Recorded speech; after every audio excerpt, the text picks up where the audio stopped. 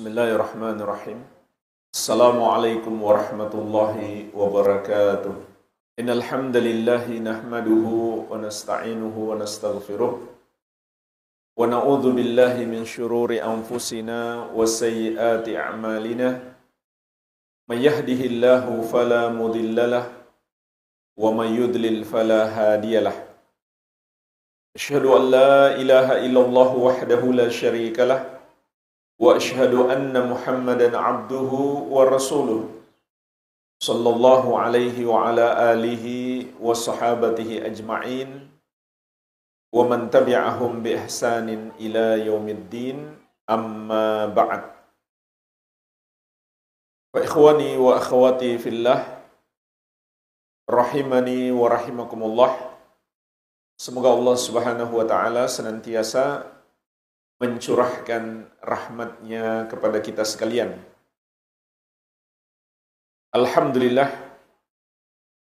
dengan karunia dari Allah Subhanahu wa ta'ala, kita bisa berjumpa kembali dengan bulan Ramadan, bulan yang penuh dengan keberkahan. Keberkahan terbesar yang hendaklah kita kejar di bulan Ramadan adalah rahmat dan ampunan Allah Subhanahu wa ta'ala. Karena itulah kunci keselamatan kita. Rasulullah SAW pernah bersabda, "La yudkhilu ahadakum amaluhu al-jannah." Tidak seorang pun dari kalian yang amalannya bisa memasukkan dia ke dalam surga. Para sahabat bertanya, "Wala anta ya Rasulullah?" Apakah tidak juga engkau ya Rasulullah? Maka Nabi SAW menegaskan, "Wala ana illa ayyataghammadani Allahu birahmatin minhu wa maghfiratin."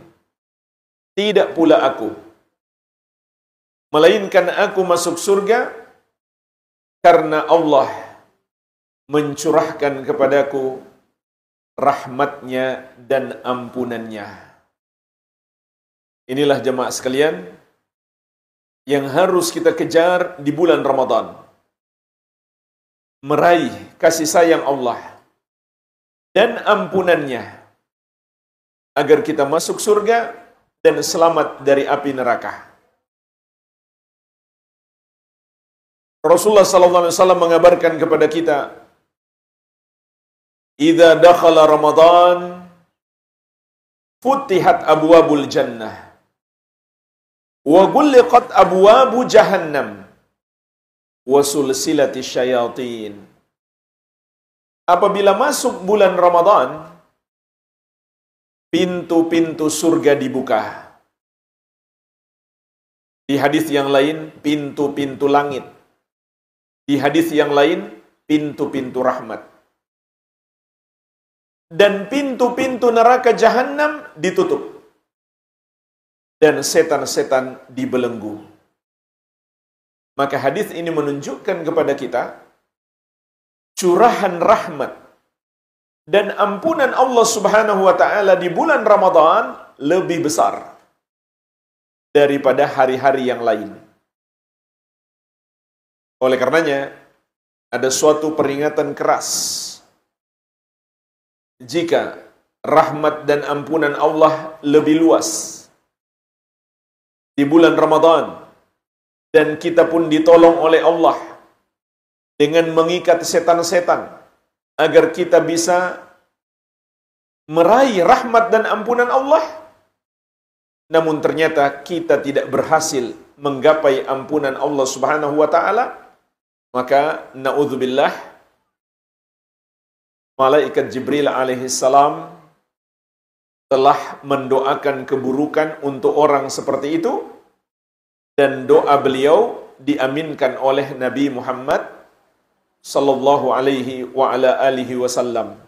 Malaikat Jibril berkata, "Syakiya abdun adraka Ramadan fansalakha minhu wa lam yughfar lahu."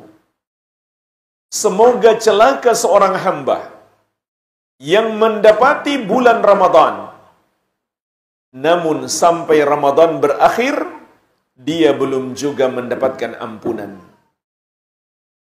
Karena dia tidak memanfaatkan nikmat umur yang Allah berikan di bulan Ramadan untuk berusaha meraih ampunan Allah Subhanahu wa taala. Maka malaikat Jibril alaihi salam mendoakan keburukan baginya dan Nabi Muhammad sallallahu alaihi wasallam mengucapkan amin, ya Allah kabulkanlah. Ini di antara yang harus kita takuti. Kalau kita enggak berhasil meraih ampunan Allah Subhanahu wa taala di bulan Ramadan, kita akan menjadi hamba yang celaka. Lalu bagaimana caranya kita meraih ampunan Allah di bulan Ramadan? Paling tidak ada 5 syarat yang harus kita penuhi. Syarat yang pertama adalah melakukan amalan-amalan yang Allah syariatkan, baik secara khusus untuk bulan ini maupun amalan yang bersifat umum, apakah di bulan ini maupun di bulan-bulan yang lain. Karena di surat Hud Allah Subhanahu wa taala berfirman, innal hasanat yudhibna sayyiat. Sesungguhnya amal-amal baik itu akan menghapuskan dosa-dosa. Dalam hadis yang diriwayatkan Al-Bukhari dan Muslim dari sahabat yang mulia Abu Hurairah radhiyallahu anhu, Rasulullah sallallahu alaihi wasallam bersabda, "Man shoma Ramadana imanan wa ihtisaban, ghufira lahu ma taqaddama min dhanbihi." Barang siapa berpuasa Ramadan karena iman dan mengharapkan pahala, akan diampuni dosa-dosanya yang telah lalu. Man qama Ramadana imanan wa ihtisaban, ghufira lahu ma taqaddama min dhanbihi.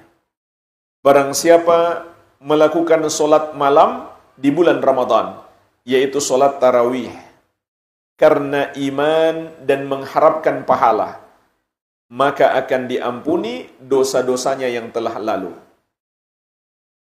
Wa man qama lailatal qadri imanan wa ihtisaban, ghufira lahu ma taqaddama min dhanbihi.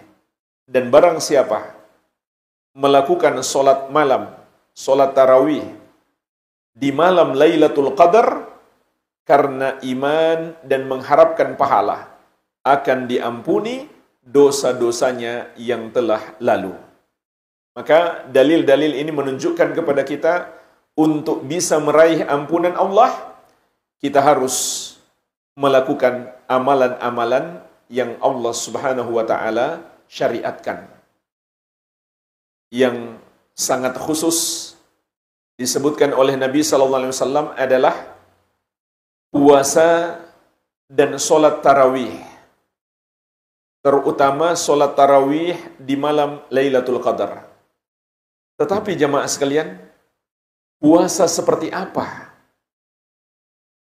yang dapat mengantarkan kita meraih ampunan Allah Subhanahu wa taala? Maka ketahuilah, puasa yang diinginkan oleh Allah dan Rasul-Nya adalah yang bisa mencegah kita dari perbuatan-perbuatan yang haram. Sebagaimana Rasulullah sallallahu alaihi wasallam bersabda, "Wasyamu junnah." Puasa itu adalah perisai. Apa maknanya puasa adalah perisai? Ada 2 makna. Makna yang pertama, perisai dari perbuatan-perbuatan maksiat di kehidupan dunia ini. Makna yang kedua, perisai dari api neraka di akhirat. Dan tidak akan menjadi perisai yang kedua sampai menjadi perisai yang pertama. Oleh karenanya dalam lanjutan hadis kata Nabi sallallahu alaihi wasallam, "Wa idza kana yaumu shaumi ahadikum fala yarfuth wala yaskhab wala yajhal." Maka apabila hari di mana seorang dari kalian sedang berpuasa, janganlah dia mengucapkan kata-kata kotor. Jangan pula dia berteriak, berisik, mengganggu orang dengan suaranya. Apalagi di majelis ilmu. Harus tenang. Jangan berisik. Dan jangan pula dia melakukan kejahilan. Kejahilan itu maknanya setiap ucapan ataupun perbuatan yang tidak berdasarkan tuntunan Allah dan Rasul-Nya. Termasuk di dalamnya melakukan hal-hal yang sia-sia. Contoh yang sia-sia itu menonton acara-acara hiburan, baik di televisi maupun di HP, atau menghabiskan waktu puasa dengan jalan-jalan, dan yang lainnya. Kata Nabi SAW, kalau kamu sedang puasa, jangan kamu lakukan hal-hal yang sia-sia. Maksudnya agar kita terlatih. Sehingga setelah Ramadan, kita menjadi orang yang benar-benar memanfaatkan waktu kita. Di hadis yang lain, Nabi SAW mengingatkan kita, min husni islamil mar'i tarkuhu ma la ya'nih. Di antara tanda baiknya keislaman seseorang, dia meninggalkan sesuatu yang bukan urusannya atau yang tidak bermanfaat baginya. Maka puasa melatih kita. Begitu pula puasa melatih kesabaran. Sebagaimana dalam lanjutan hadis tentang puasa adalah perisai, kata Nabi SAW, fa in syatamahu ahadun aw qatalahu falyakul inni shaimun. Apabila seorang sedang berpuasa, kemudian dicaci maki orang, atau ada orang mengajaknya bertengkar, maka hendaklah dia katakan kepadanya, saya sedang puasa. Marratain, sampai disebutkan, hendaklah dia berkata 2 kali, saya sedang puasa. Artinya, dia tidak melayani orang tersebut. Dia tahan amarahnya. Sebagaimana juga sabda Nabi SAW, la taqdab, jangan kamu marah. La taqdab walakal jannah. Jangan kamu marah, maka bagimu surga. Sehingga makna hadis bukan berarti tunggu sampai saya berbuka, baru kita bertengkar. Atau tunggu setelah lebaran, baru kita bertengkar. Tidak. Justru dengan puasa, kita harus menjadi orang-orang yang terlatih. Menahan amarah, menahan emosi. Jangan berteriak-teriak kalau sedang emosi, kalau sedang marah. Ini puasa yang diinginkan oleh syariat. Kalau puasa kita tidak bisa mencegah kita dari perbuatan yang haram, maka itu puasa yang sia-sia. Di hadis yang lain, Nabi SAW mengingatkan kita, man lam yada qawla zur wal amala bihi wal jahla falaysa lillahi hajah fi an yada'a ta'amahu wa syarabahu. Barang siapa yang tidak meninggalkan ucapan yang haram, perbuatan yang haram, dan kejahilan, ucapan ataupun perbuatan yang sia-sia, yang tidak berdasarkan petunjuk Allah dan Rasul-Nya.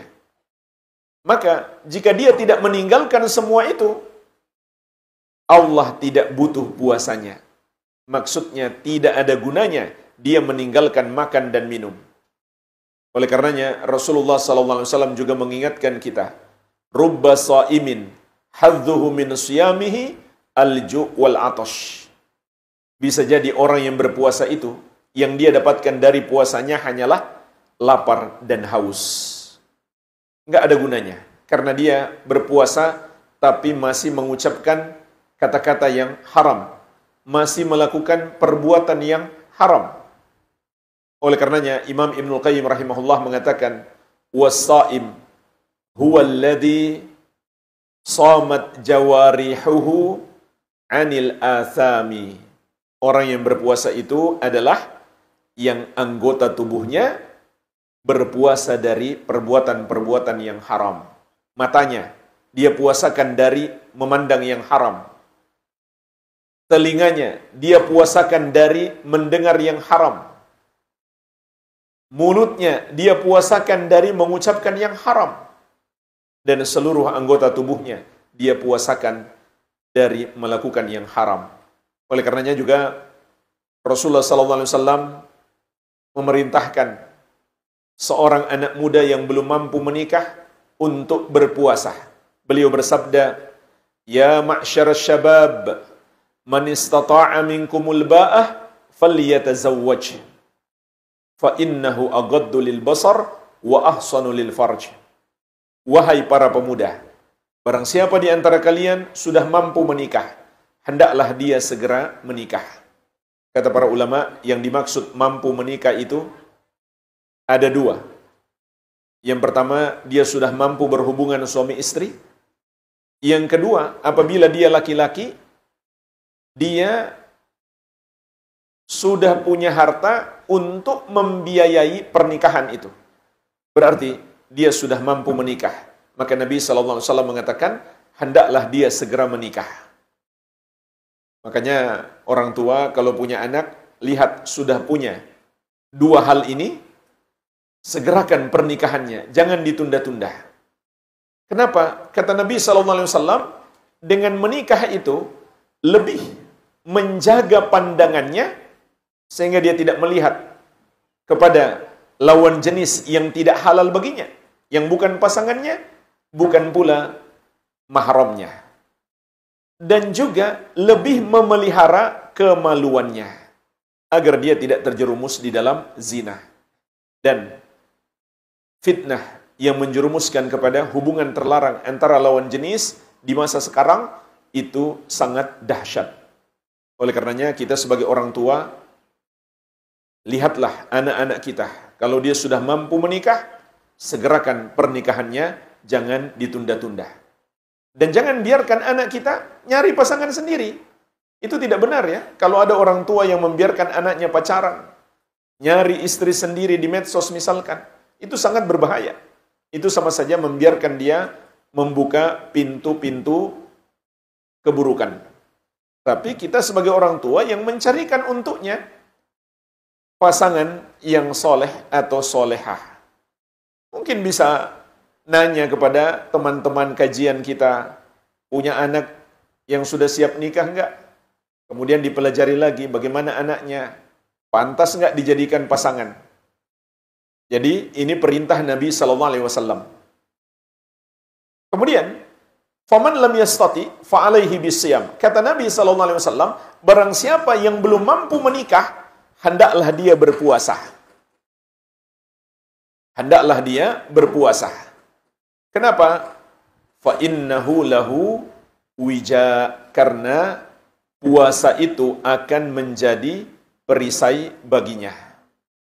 Jadi kata Nabi SAW, solusi bagi pemuda yang belum mampu nikah, maka puasa.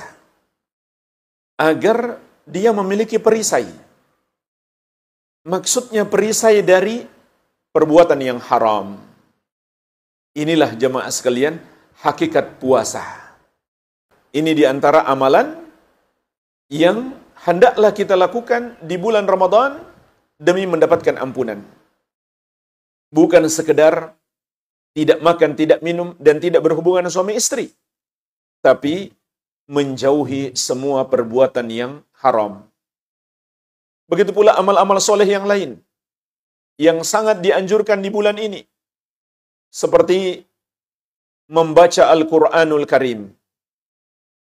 Karena Ramadan adalah bulan Al-Quran. Allah Subhanahu wa Ta'ala berfirman, "Syahrul Ramadan alladzi unzila fihi al-Quran hudan lin-nasi wa bayyinatin minal huda wal furqan." Bulan Ramadan adalah bulan diturunkannya Al-Quran sebagai petunjuk bagi manusia. Dan ayat-ayatnya menjelaskan petunjuk itu dan membedakan mana yang benar dan mana yang salah. Begitu pula Ramadan adalah bulan bersedekah. Kata Ibnu Abbas radhiyallahu anhuma, "Kana Rasulullah sallallahu alaihi wasallam ajwadan nas wa ajwadu ma yakunu fi Ramadan." Rasulullah sallallahu alaihi wasallam adalah orang yang paling dermawan, dan di bulan Ramadan beliau semakin dermawan. Maka untuk meraih ampunan Allah Subhanahu wa taala, perbanyaklah bersedekah di bulan Ramadan. Begitu pula jemaah sekalian, perbanyak doa. Ini termasuk amalan yang sangat ditekankan di bulan Ramadan. Rasulullah sallallahu alaihi wasallam bersabda, "Inna lillahi utaqa minan nar fi kulli yaumin wa lailatin, wa likulli muslimin fi kulli yaumin wa lailatin da'watun mustajabah." Sesungguhnya Allah Subhanahu wa taala memiliki hamba-hamba yang dibebaskan dari api neraka di setiap siang dan malam bulan Ramadan. Dan bagi setiap muslim, di setiap siang dan malam bulan Ramadan, ada doa yang pasti dikabulkan. Rasulullah sallallahu alaihi wasallam juga bersabda, "Thalathu da'awatin la turad." Ada 3 doa yang tidak akan ditolak. Artinya pasti dikabulkan. Da'watu al-walid. Yang pertama, doa orang tua untuk anak. Oleh karenanya, jangan sekali-kali mendoakan keburukan untuk anak kita. Meskipun kita sedang marah, tetap doakan kebaikan untuk anak kita.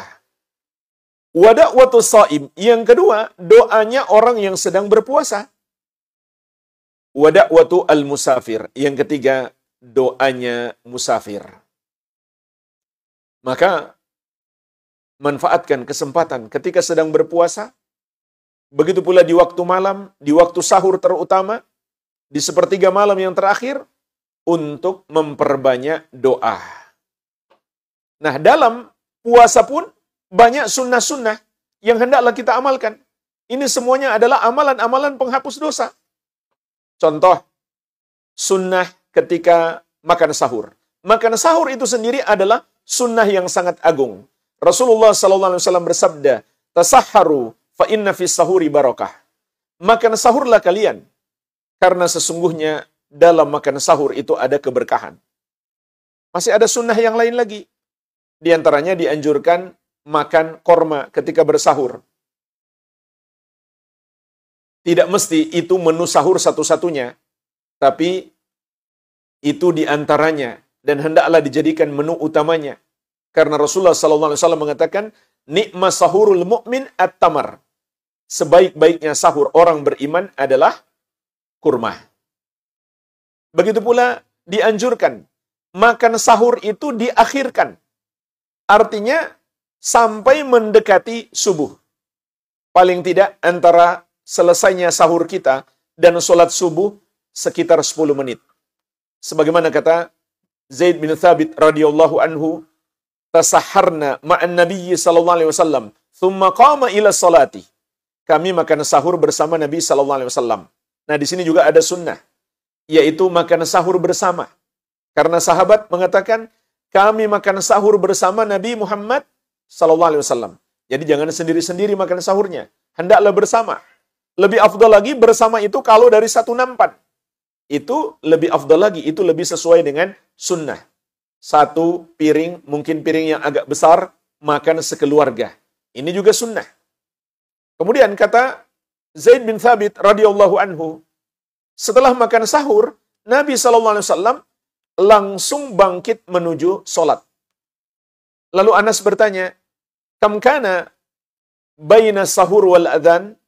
Berapa jarak antara makan sahur Rasulullah SAW dengan solat? Maka Zaid bin Thabit mengatakan, "Qadru khamsina ayah." Jarak antara makan sahur Nabi SAW dengan solat subuh seukuran membaca 50 ayat. Kata Al-Allamah Ibnu Utsaimin rahimahullah, itu sekitar 10 menit. Jadi jangan tergesa-gesa untuk makan sahur. Makan sahur lebih afdal untuk diakhirkan. Dan kebalikannya, sunnah dalam berbuka puasa disegerakan. Maksudnya kalau sudah masuk waktu maghrib, segera berbuka. Ini sunnah. Kata Nabi SAW, La yazalun nasu bi khair, ma'ajjalul fitr. Manusia akan senantiasa berada dalam kebaikan selama mereka menyegerakan berbuka puasa. Jemaah sekalian, coba renungkan. Hanya menyegerakan makan buka puasa, kata Nabi SAW, itu adalah penyebab kita selalu berada dalam kebaikan. Cuma makan segera dalam berbuka puasa. Kata Nabi SAW, kita akan berada dalam kebaikan. Apa rahasianya? Karena itu adalah sunnah Nabi SAW. Disitulah letak keberkahan hidup kita. Apabila kita selalu meneladani Nabi Muhammad sallallahu alaihi wa ala alihi wasallam. Dan jangan sia-siakan sekecil apapun bentuk peneladanan itu. Termasuk sunnah berbuka dengan korma. Kata Anas bin Malik radhiyallahu anhu, karena Rasulullah sallallahu alaihi wasallam yuftiru ala rutabat qabla ayyusalliyah. Rasulullah sallallahu alaihi wasallam berbuka dengan korma muda sebelum melakukan sholat maghrib. Fa in lam takun rutabat fa'ala tamarat. Kalau tidak ada korma muda, maka beliau berbuka dengan korma matang. Fa in lam takun hasawatin min ma'in. Tapi kalau tidak ada korma matang juga, beliau berbuka dengan meminum beberapa teguk air. Jadi kalau nggak ada korma, jangan berbuka dengan yang manis-manis atau kue-kue yang manis. Tapi air itu yang disunnahkan. Setelah itu mau makan apa saja, tidak ada masalah. Yang penting awal berbuka, kita berusaha mengikuti sunnah Nabi Sallallahu Alaihi Wasallam. Ini diantara petunjuk beliau sunnah-sunnah dalam berpuasa. Jangan kita sia-siakan. Bisa jadi sedikit sunnah yang kita lakukan, itu penyebab Allah Subhanahu Wa Taala mengampuni dosa-dosa kita. Begitu pula sholat malam, yaitu sholat tarawih. Terutama kata Nabi Sallallahu Alaihi Wasallam di malam Lailatul Qadar.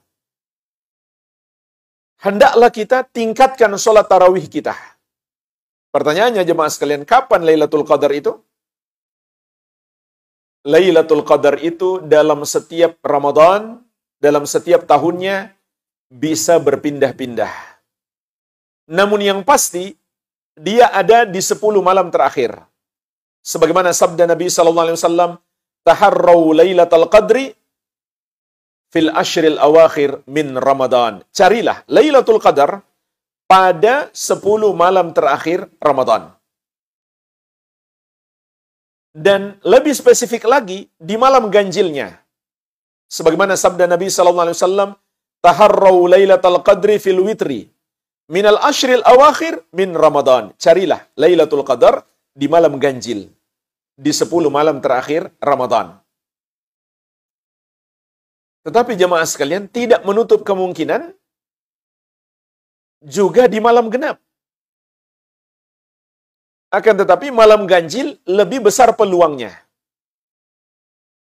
Namun di malam genap masih ada kemungkinan. Oleh karenanya petunjuk Nabi SAW di keseluruhan dari 10 malam terakhir Ramadan, beliau meningkatkan ibadah. Sampai kata Ummul Mukminin Aisyah radhiyallahu anha, kana Rasulullah sallallahu alaihi wasallam yajtahidu fil ashril awakhir ma la yajtahidu fi ghairihi. Rasulullah sallallahu alaihi wasallam bersungguh-sungguh ibadah di 10 hari terakhir Ramadan melebihi hari-hari yang lain. Juga kata Ummul Mukminin Aisyah radhiyallahu anha, kana an-nabiy sallallahu alaihi wasallam idza dakhala al-ashru shadda mi'zarahu wa ahya lailahu wa ayqadha ahlahu. Nabi SAW apabila masuk 10 hari terakhir Ramadan, beliau kencangkan sarungnya. Maksudnya tidak berhubungan suami istri demi fokus ibadah. Meskipun di waktu malam maksudnya. Dan itu juga karena beliau melakukan i'tikaf. Kemudian, kata Aisyah radhiyallahu anha, wa ahya lailahu, dan beliau menghidupkan malamnya. Maksudnya kata para ulama, beliau di 10 malam terakhir Ramadan tidak tidur sama sekali atau tidurnya sangat sedikit demi memperbanyak ibadah. Ini sunnah khusus di 10 malam terakhir Ramadan. Kita nggak tidur. Kalaupun tidur, sedikit saja. Demi untuk memperbanyak ibadah. Karena apa? Salah satu dari 10 malam terakhir Ramadan adalah Lailatul Qadar. Sungguh merugi kalau kita hanya tidur saja di malam itu.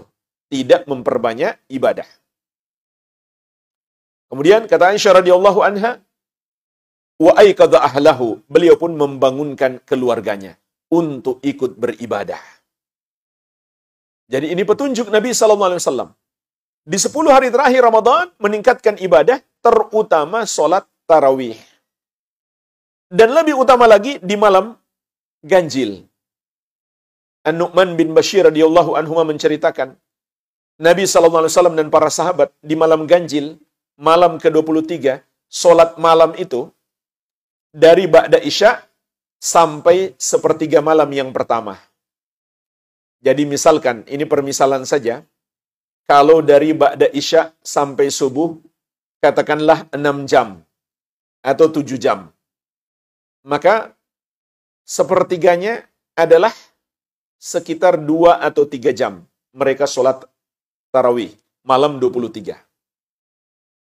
Kemudian di malam 25, sampai pertengahan malam. Dari Ba'da Isya sampai tengah malam. Kurang lebih 3 sampai 4 jam mereka sholat. Kemudian di malam 27, dari Ba'da Isya sampai akhir malam. Sampai-sampai sahabat mengira mereka nggak akan sempat makan sahur. Artinya, sampai betul-betul di akhir malam dan waktu makan sahur sudah mepet. Itu pada malam 27. Sehingga para ulama juga mengatakan malam 27 adalah malam yang paling mungkin terjadinya Lailatul Qadar. Oleh karenanya termasuk petunjuk Nabi SAW, kita lebih memperbanyak ibadah di malam itu. Inilah jemaah sekalian, beberapa amalan yang hendaklah kita maksimalkan waktu kita. Nikmat umur yang masih Allah berikan kepada kita ini. Untuk melakukan ibadah-ibadah tersebut dan memperbanyaknya. Agar kita meraih ampunan Allah Subhanahu wa ta'ala. Syarat yang kedua. Agar kita menggapai ampunan Allah Subhanahu wa ta'ala, amalan-amalan tersebut harus dilakukan berdasarkan imanan. Keimanan. Sebagaimana yang disabdakan oleh Nabi sallallahu alaihi wasallam. Man shoma Ramadhana imanan. Barang siapa berpuasa Ramadan karena iman. Man qama Ramadhana imanan. Barang siapa yang melakukan sholat malam, sholat tarawih di bulan Ramadan karena iman. Beriman artinya kita beriman kepada Allah Subhanahu wa ta'ala dan beriman kepada semua yang Allah wajibkan untuk diimani. Pertanyaannya, apa yang Allah wajibkan untuk diimani? Semua ajaran Islam. Semua ajaran Islam wajib kita imani. Oleh karena itu, jika ada seorang Muslim tidak beriman atau mendustakan satu ajaran Islam, maka Islamnya batal. Contoh, kalau ada seorang Muslim mengatakan, hukum waris sudah nggak relevan dengan zaman, maka dia bukan Muslim lagi. Imannya batal. Jangan tanya amalannya, semua amalannya terhapus. Kalau ada seorang Muslim yang mengatakan, jilbab itu tidak wajib, itu hanya budaya Arab, maka dia bukan muslimah lagi. Alias dia murtad, keluar dari Islam. Namun, kalau dia tidak berjilbab, maka imannya berkurang. Akan tetapi, jika dia masih yakin jilbab itu wajib, maka dia masih muslimah. Bedakan dua hal ini ya. Orang yang mendustakan syariat berjilbab belum tentu sama dengan orang yang atau wanita yang tidak berjilbab. Yang mendustakannya, membatalkan Islamnya, yang tidak melakukannya belum tentu Islamnya batal. Kalau dia tidak berjilbab, tapi dia masih mengakui jilbab itu adalah syariat, maka dia masih muslimah, namun imannya berkurang. Jadi, maksud beriman di dalam agama Islam, mengimani semua ajaran Islam. Tidak boleh ada satupun yang kita dustakan. Namun, pokok keimanan itu ada 6. Itulah rukun iman yang 6. Dan pondasi keimanan yang paling mendasar adalah rukun iman yang pertama. Beriman kepada Allah Subhanahu wa ta'ala.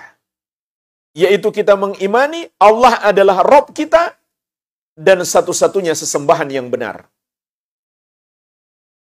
Tidak ada selain Allah Rabb, tidak pula ada sesembahan yang benar. Jadi kita yakin hanya Allah yang menciptakan segala sesuatu, yang menguasai dan mengaturnya. Maka hanya Dia yang berhak disembah. Tidak ada satupun selain Dia yang mampu menciptakan. Tidak pula ada selain Dia yang menguasai dan mengatur makhluk-makhluknya. Kalau begitu, hanya Dia yang pantas disembah. Semua yang disembah selain Dia adalah batil, salah, tidak benar. Oleh karenanya, orang yang meyakini ada selain Allah yang mencipta atau menguasai atau mengatur makhluk, maka dia telah berbuat syirik dan imannya menjadi batal. Begitu pula kalau ada orang yang meyakini ada sesembahan selain Allah, atau dia mempersembahkan satu ibadah kepada selain Allah, maka dia telah berbuat syirik, imannya pun menjadi batal. Jadi iman itu nggak boleh tercampuri dengan kesyirikan sedikit pun. Sebagaimana Allah ingatkan di surat Al-An'am ayat 82. Alladzina amanu walam yalbisu imanahum bidzulmin ulaika lahumul amnu wa hum muhtadun. Orang-orang yang beriman dan tidak mencampurkan iman mereka dengan kesyirikan sedikit pun, maka mereka itulah yang akan mendapatkan keamanan dan hidayah. Kalau bercampur iman seseorang dengan kesyirikan, maka imannya batal. Maka ketika itu, nggak ada gunanya dia puasa. Nggak ada gunanya dia sholat tarawih. Karena semua amalannya terhapus. Dalam surat Az-Zumar ayat ke-65, Allah Subhanahu wa ta'ala mengingatkan, La in asyrakta la yahbatanna amaluka wa la takunanna minal khasirin. Kalau kamu berbuat syirik, terhapuslah amalanmu dan kamu termasuk orang-orang yang merugi. Makanya jemaah sekalian, kalau kita buka buku-buku fikih dari seluruh mazhab, para ulama ketika menjelaskan tentang syarat-syarat wajibnya puasa, syarat-syarat sholat, syarat-syarat zakat, syarat-syarat haji, semua syarat nomor 1 sama. Apa itu? Islam. Kenapa? Ibadahnya orang musyrik, orang kafir, atau non-muslim itu tertolak. Jadi nggak ada gunanya dia puasa kalau dia non-muslim. Dalam surat At-Taubah ayat ke-54, Allah Subhanahu wa ta'ala menegaskan, wa ma mana'ahum an tuqbala minhum nafaqatuhum illa annahum kafaru billahi wa bi rasulih. Dan tidak ada yang menghalangi diterimanya sedekah-sedekah mereka kecuali karena mereka kufur kepada Allah dan Rasulnya.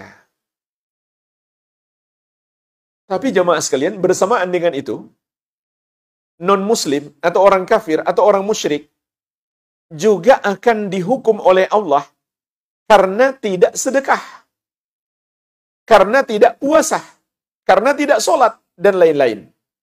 Sebagaimana di dalam Al-Quran, Allah menyebutkan kelak orang-orang kafir itu akan ditanya, Ma salakakum fi saqar? Apa yang membuat kalian masuk ke dalam neraka saqar?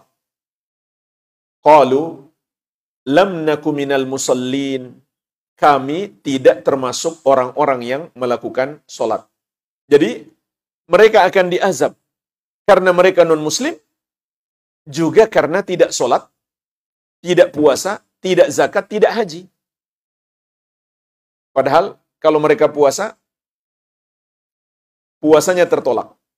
Tapi kalau nggak puasa, mereka berdosa meninggalkan puasa. Jadi serba salah. Solusinya bagaimana dong? Masuk Islam. Tidak ada solusi yang lain. Oleh karenanya Nabi SAW mengatakan, puasa dan sholat tarawih kita harus imanan, berdasarkan iman. Sebab ibadah orang-orang musyrik, orang-orang kafir atau non-muslim tertolak. Tidak diterima oleh Allah Subhanahu wa ta'ala. Bagaimana dosanya diampuni? Sementara ibadahnya tertolak. Kemudian syarat yang ketiga, kata Nabi SAW, wahtisaban, dan mengharapkan pahala. Maksudnya apa? Kita dalam semua amal ibadah hanya berharap balasannya dari Allah Subhanahu wa ta'ala, yaitu balasan surga dan dijauhkan dari api neraka. Dan inilah yang disebut dengan ikhlas. Tidak seperti kata sebagian orang, ikhlas itu nggak berharap apa-apa. Itu tidak benar. Niat yang ikhlas itu maknanya kita hanya berharap balasan terhadap amalan kita dari Allah Subhanahu wa ta'ala. Oleh karenanya, orang yang berharap kepada makhluk berarti dia nggak ikhlas. Contoh, dia berharap harta dari makhluk, atau sekedar mengharap pujian makhluk. Apa istilahnya itu kalau mengharap pujian orang? Riya ataupun sum'ah. Maka ibadahnya tertolak. Bukan hanya tertolak, dia bahkan mendapatkan dosa yang sangat besar. Yang kata Nabi SAW, akhwafu ma akhafu alaikumu syirkul asgar. Yang paling aku takutkan menimpa kalian adalah syirik kecil. Beliau ditanya, ya Rasulullah, apa itu syirik kecil? Kata beliau, ar-riya, itulah riya. Orang yang beribadah, dia pingin ibadahnya dilihat orang, lalu mereka pun memujinya. Dan bentuk-bentuk riya di masa sekarang sudah lebih berwarna. Ada orang yang tulis di status WhatsApp-nya, pagi-pagi ngantuk, tadi malam begadang. Itu pancingan. Supaya ada yang nanya, ngapain semalam? Sholat tahajud. Datang ke majelis ilmu, datang ke kajian, lalu selfie-selfie. Kemudian share di grup. Untuk dipuji orang. Meskipun awalnya mungkin cuma iseng saja, tapi gara-gara suka selfie, suka share, maka muncul riya di hatinya. Padahal tadinya dia ikhlas. Jadi hati-hati. Jauhi sebab-sebab yang bisa menjerumuskan kita dalam riya. Awalnya mungkin kita ikhlas, tapi lihat mulai banyak like, share and comment, mulai muncul di hati kita keinginan untuk dipuji orang. Dan itu lama-lama jadi penyakit. Bahkan menjadi suatu penyakit psikis. Suka dipuji orang. Suka menyebarkan semua aktivitasnya. Biar semua orang tahu. Ini tidak baik. Ini bisa membuka pintu-pintu keburukan. Jadi jaga niat kita. Dari sebelum kita beribadah. Dalam sepanjang ibadah kita, masih harus kita jaga niat kita. Dan setelah ibadah pun, masih harus dijaga. Kalau sebelum dan sepanjang ibadah, dijaga dari riya dan sum'ah, dan setelah ibadah, dijaga dari ujub dan sombong. Jadi bisa saja awalnya kita ikhlas, tapi kemudian muncul riya di pertengahan amalan. Atau muncul ujub dan sombong setelah beramal. Sehingga Imam Ibnu Qayyim rahimahullah mengingatkan, bisa jadi ada ahli ibadah masuk neraka. Tapi tukang maksiat masuk surga. Kenapa? Yang ahli ibadah ini senang dipuji orang. Menjadi orang sombong, ujub. Merasa tinggi hati. merasa mulia di hadapan Allah. Bukan sebaliknya orang yang merendah. Padahal hakikat ibadah itu kita merendah di hadapan Allah, bukan merasa mulia. Tapi kemudian yang berbuat maksiat ini menjadi orang yang menyesali dosanya. Dan selalu dia merasa kecil di hadapan Allah karena mengingat maksiatnya. Ini bukan berarti anjuran kita bermaksiat kemudian tobat, ya, tidak. Orang yang tidak berbuat maksiat tentu dia lebih tinggi kedudukannya. Tapi jangan kemudian membuat dia menjadi ujub dan sombong. Kalau menjadi ujub dan sombong, maka masih lebih baik orang yang bermaksiat kemudian bertobat. Maka jaga niat kita. Ikhlas itu adalah kita mengharap balasan semata dari Allah, yaitu balasan surga dan dijauhkan dari api neraka. Itu yang kita harapkan. Dan itu harus kita hadirkan. Sebab itu perintah Nabi SAW. Man sama Ramadana imanan wahtisaban. Barang siapa berpuasa Ramadan karena iman dan mengharapkan pahala. Man qama Ramadana imanan wahtisaban. Barang siapa berpuasa Ramadan karena iman dan mengharapkan pahala. Jadi ini harus kita hadirkan dalam hati. Amal-amal ibadah yang kita lakukan ini demi mengharapkan balasan dari Allah Subhanahu wa taala. Dan Allah telah memuji para nabi dan rasul tatkala mereka beribadah melakukan hal ini. Dalam surat Al-Isra ayat ke-57.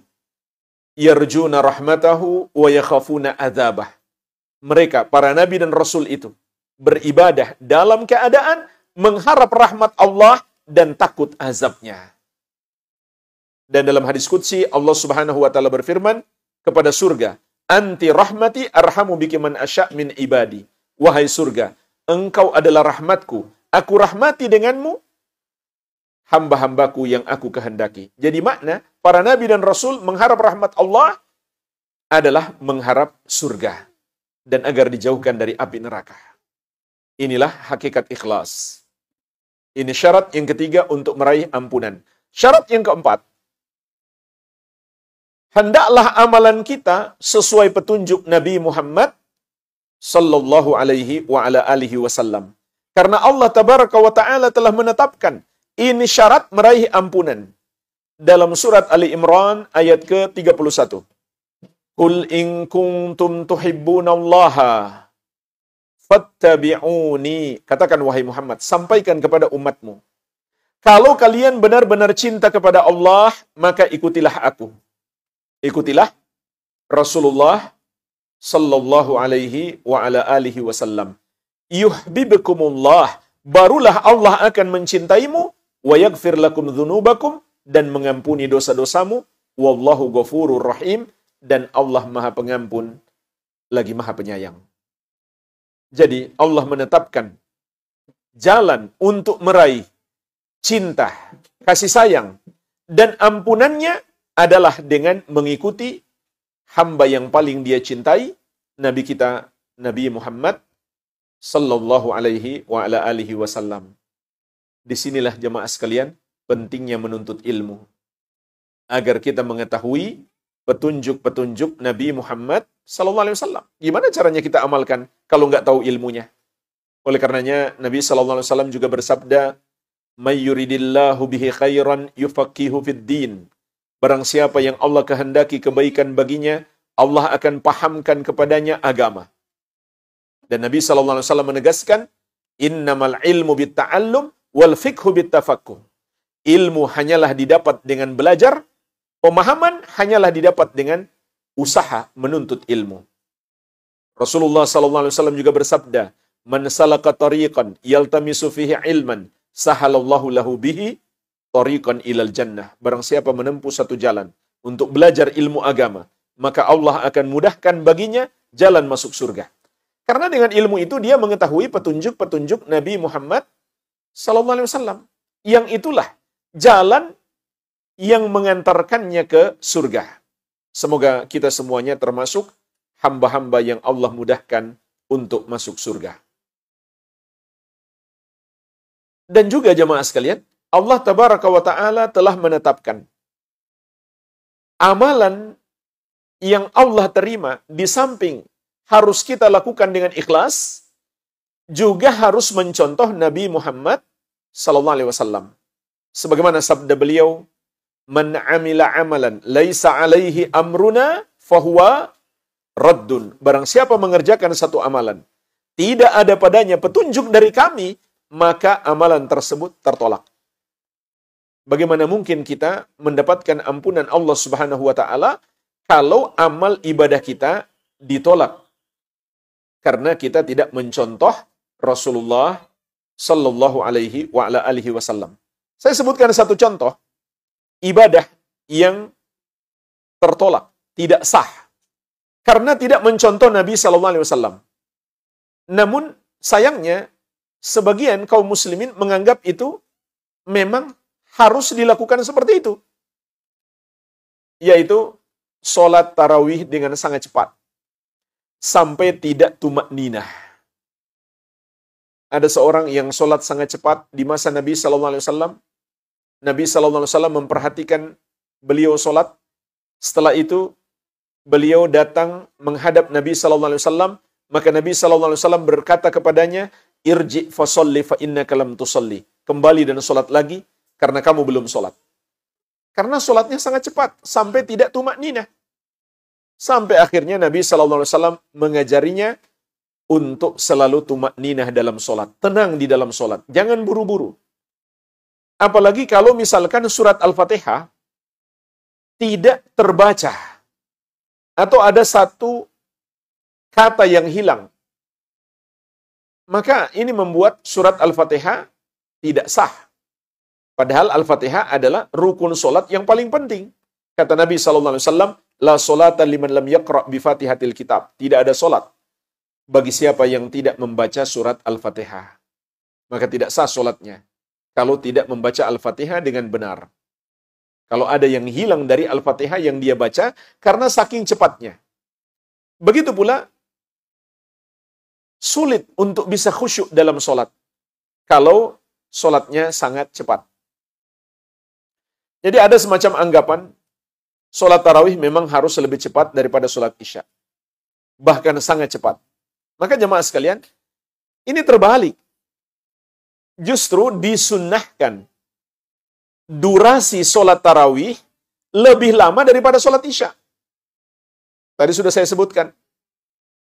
Nabi SAW, terutama di malam-malam ganjil, di 10 malam terakhir Ramadan, sholatnya sangat lama. Malam 23 sampai sepertiga malam yang pertama.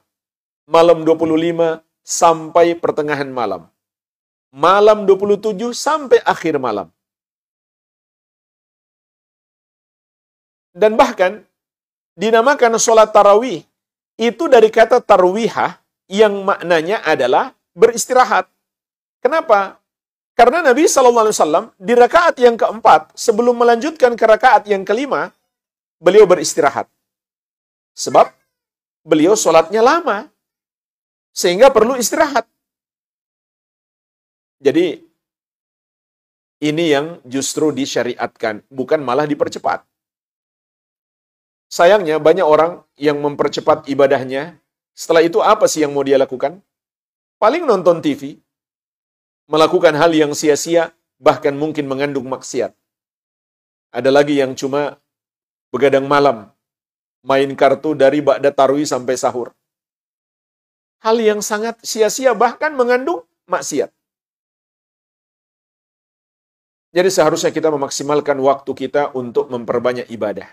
Kalau kita berikan contoh, banyak sekali amalan-amalan yang dilakukan oleh sebagian kaum muslimin yang sebenarnya tidak dicontohkan oleh Rasulullah SAW. Maka ini justru akan menghalangi kita mendapatkan ampunan Allah Subhanahu wa taala. Oleh karenanya pastikan semua yang kita amalkan ada petunjuknya dari Nabi sallallahu alaihi wasallam.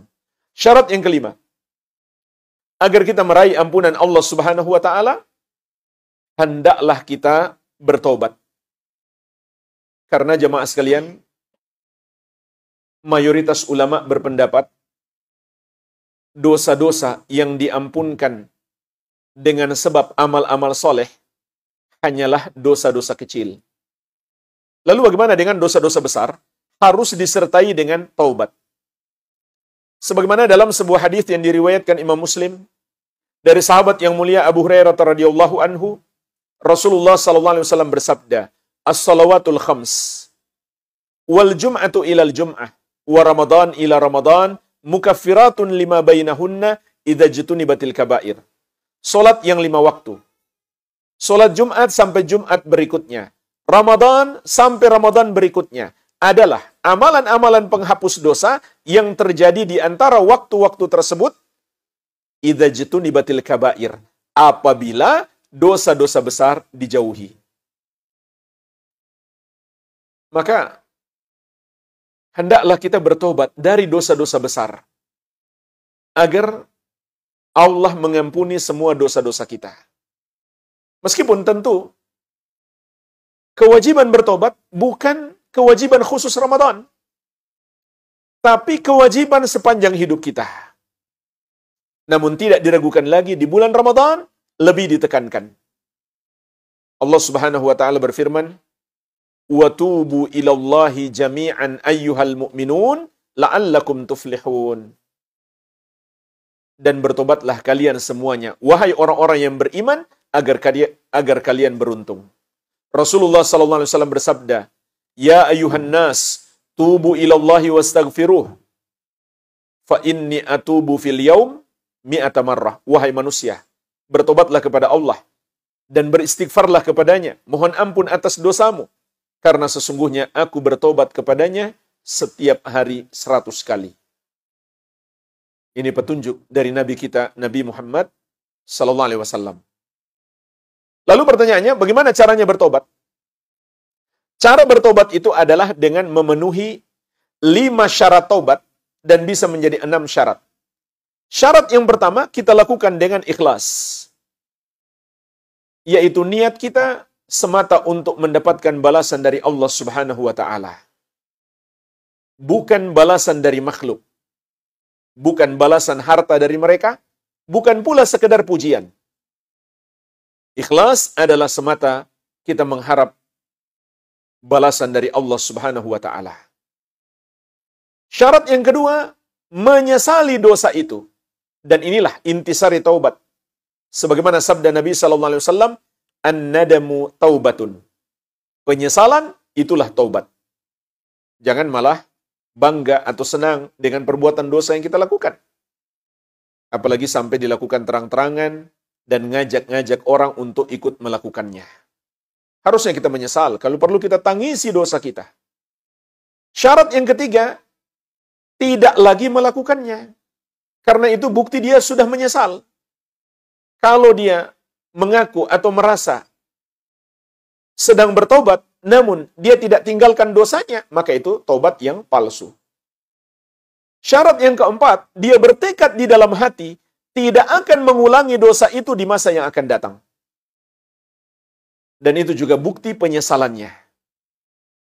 Maka apabila di hati seseorang masih tersimpan keinginan untuk melakukan dosa yang sama di masa yang akan datang, taubatnya tidak memenuhi syarat.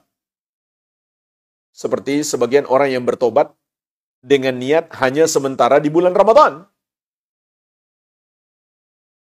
Ketika selesai Ramadan, dia pun kembali melakukan perbuatan-perbuatan maksiatnya. Maka taubat tersebut tidak memenuhi syarat.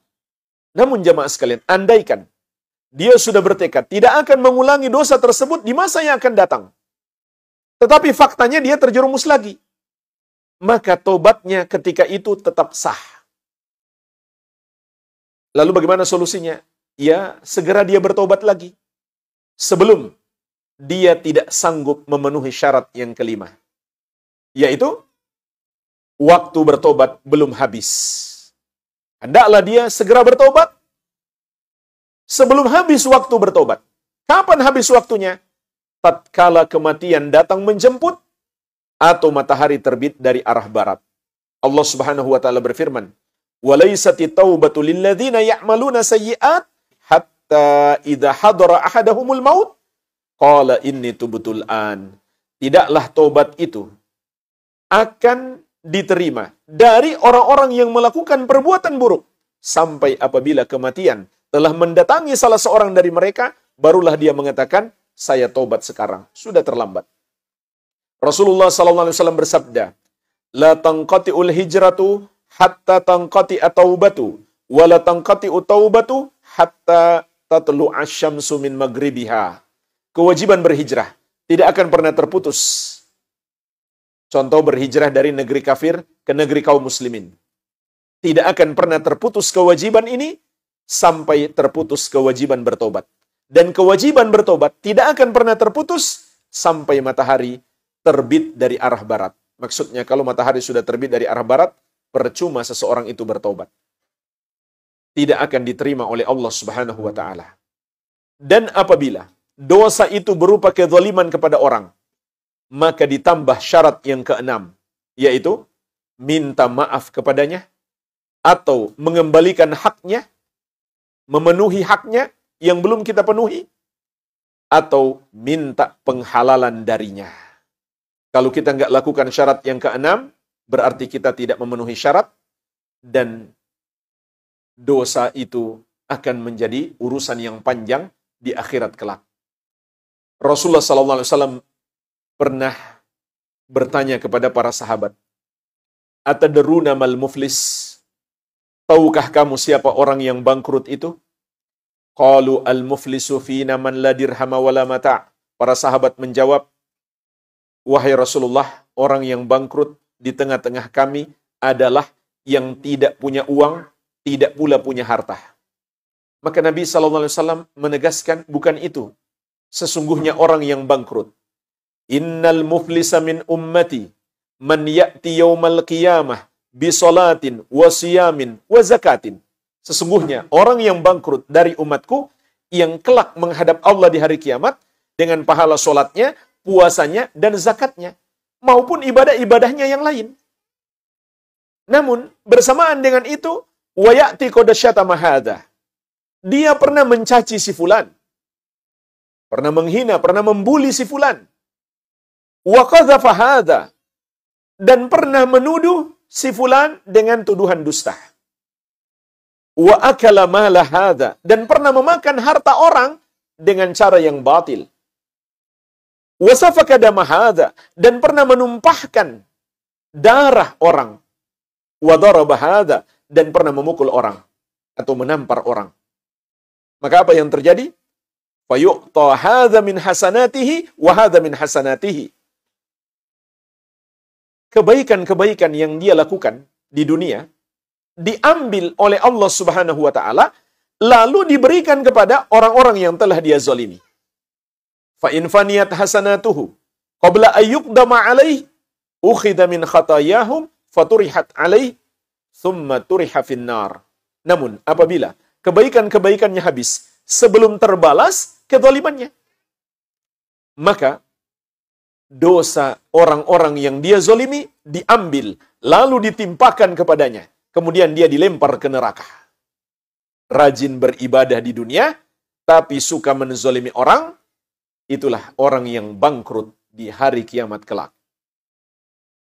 Maka hati-hati jemaah sekalian, jauhi perbuatan zalim. Mungkin kita bisa lolos dari hukum di dunia, namun kita nggak akan lolos dari pengadilan Allah Subhanahu wa ta'ala. Cuma di sisi lain, di sisi kitanya, andai kita dizolimi orang, boleh-boleh saja kita menuntut balas, baik di dunia maupun di akhirat, dengan cara pahalanya ditransfer ke kita. Tapi itu nggak dianjurkan. Yang dianjurkan adalah memberi maaf. Kalau kita memberi maaf, keutamaan yang akan kita dapatkan lebih besar. Di surat An-Nur, Allah Subhanahu wa taala berfirman, "Wal ya'fu wal yasfahu ala tuhibbuna ayyaghfirallahu lakum?"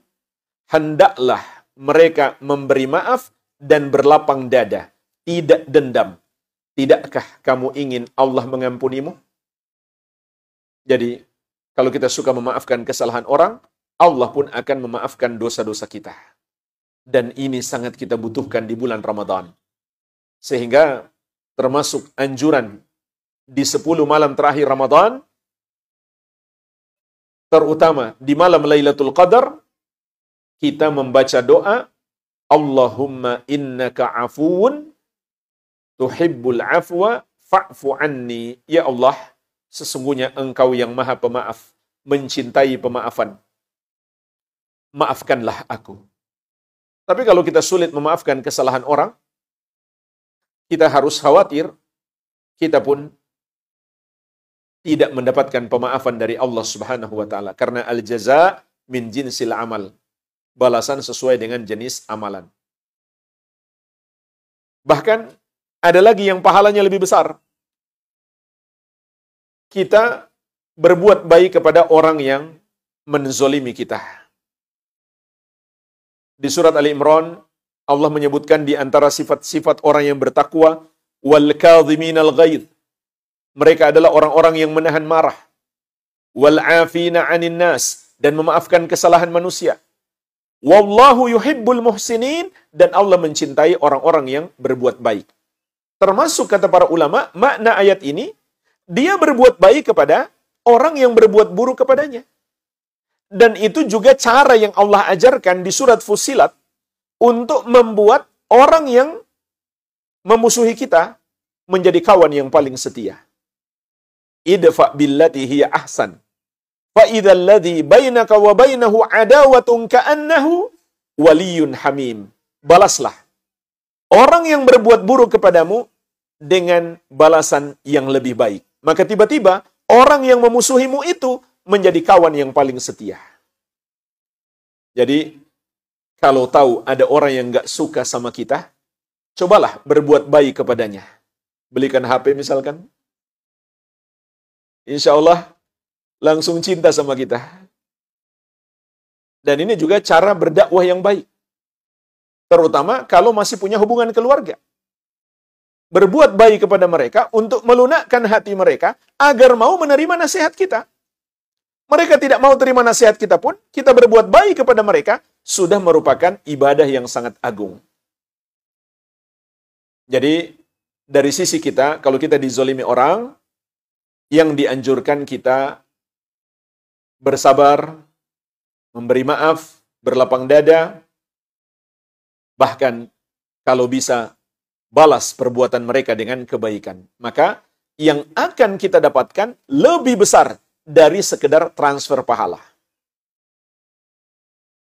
Dan juga kita harus hati-hati. Kita mungkin ingin menuntut orang agar dapat transferan pahala. Namun bisa jadi orang yang menuntut kita pun banyak.